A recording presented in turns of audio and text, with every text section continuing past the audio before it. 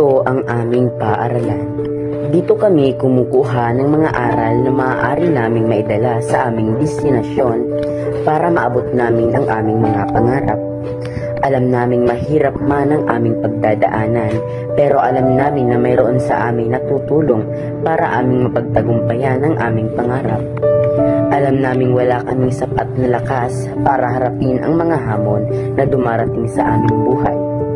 Pero sa paaralan natututunan namin na mayroong nag-iisang tao at yun ay ang aming mga guro at magulang na handang tumulong sa amin upang maabot namin ang aming minimiting pangarap.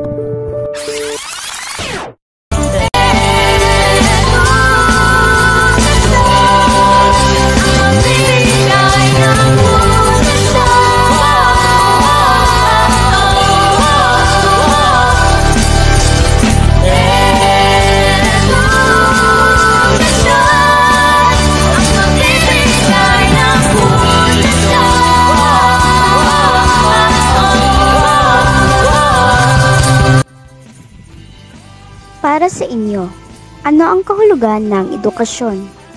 Ito ay isang proseso para tayo magkaroon ng kaalaman at matuto sa buhay. Mahalaga ang edukasyon para sa ating lahat, pagkat ito ang ating nagiging gabay para matuto at malaman ang takbo ng mundo para sa lahat. Naisip mo na ba kung paano nagkaroon ng magandang buhay ang isang individual? Ito ay dahil sa edukasyon.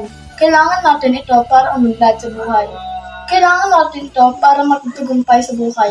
At kailangan natin ito para masuklian ang paghihirap ng ating mga magulang. Para sa akin, hindi sapat ang matuto lang. Kailangan din natin gamitin ang ating matutunan sa tunay na buhay para malaman natin kung tayo ba talaga ay natuto. Para sa akin, ang edukasyon ay isang kayamanan na dapat natin pahalagahan. Pagkat dito tayo kukuha ng kaalaman tungo sa kamay. Paano ninyo pinahahalagahan ang edukasyon?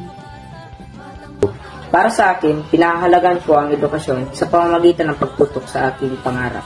Alam ko na ang edukasyon ay ang aking magiging tulay para maabot ko ang aking mga pangarap sa buhay. Para sa akin, pinapahalagahan ko ang edukasyon sa paggalang sa mga guro, pagkat sila ang tinuturing nating pangalawang magulang.